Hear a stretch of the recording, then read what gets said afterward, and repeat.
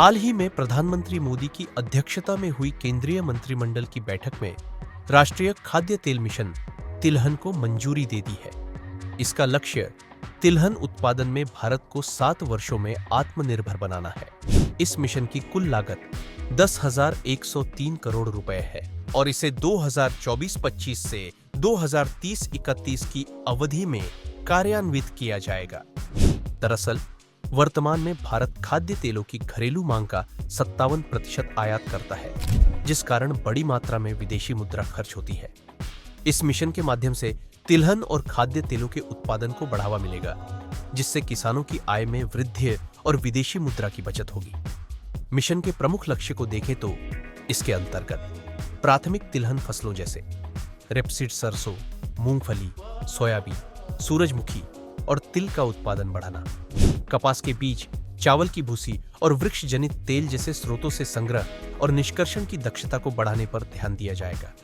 प्राथमिक तिलहन उत्पादन को 39 मिलियन टन 2022-23 से बढ़ाकर 2030 से 31 तक 69.7 मिलियन टन करना है। साथ ही वर्ष 2030 से 31 तक घरेलू खाद्य तेल उत्पादन को बढ़ाकर 25.45 मिलियन टन तक पहुंचाना है।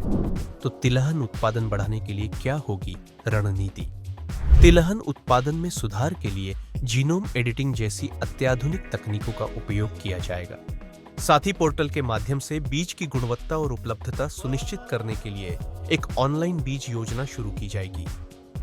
बीज उत्पादन के बुनियादी ढांचे में सुधार के लिए सार्वजनिक क्षेत्र में 65 नए बीज केंद्र और 50 बीज भंडारण इकाइयां स्थापित की जाएंगी। इसके अतिरिक्त 347 विशिष्ट जिलों में 600 से अधिक मूल्य श्रृंखला क्लस्टर विकसित किए जाएंगे, जो वार्षिक 10 लाख हेक्टेयर से अधिक क्षेत्र को कवर करेंगे। इन क्लस्टरों में किसानों को उच्च गुणवत्ता वाले बीज, अच्छी कृषि पद्धतियों पर प्रशिक्षण तथा मौसम और कीट प्रबंधन पर सलाहकार सेवाएं प्राप्त करने की सुविधा मिलेगी। इसके अलावा मिशन सूचना, शिक्षा और संचार अभियान के माध्यम से खाद्य तेलों के लिए अनुशंसित आहार संबंधी दिशा निर्देशों के बारे में जागरूकता को बढ़ावा देगा।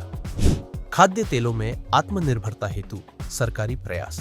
केंद्र सरकार ने अगस्त 2021 में घरेलू पाम ऑयल को बढ़ावा देने एवं खाद्य तेलों के लिए राष्ट्रीय मिशन पाम ऑयल 11,040 करोड़ रुपए के परिव्यय के साथ लॉन्च किया था।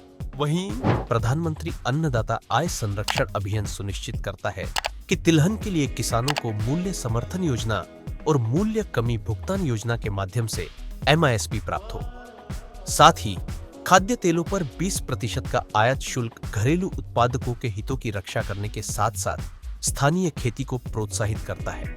आज का प्रश्न, राष्ट्रीय खाद्य तेल मिशन तिलहन के संदर्भ में निम्नलिखित कथनों पर विचार कीजिए। 1.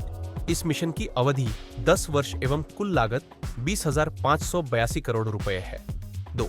इसके तहत पाम ऑयल के साथ 2030-31 तक घरेलू खाद्य तेल उत्पादन को बढ़ाकर 25.45 मिलियन टन तक पहुंचाना है।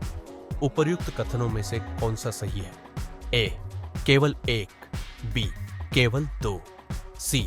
1 और 2 दोनों, D. उपर्युक्त में से कोई नहीं।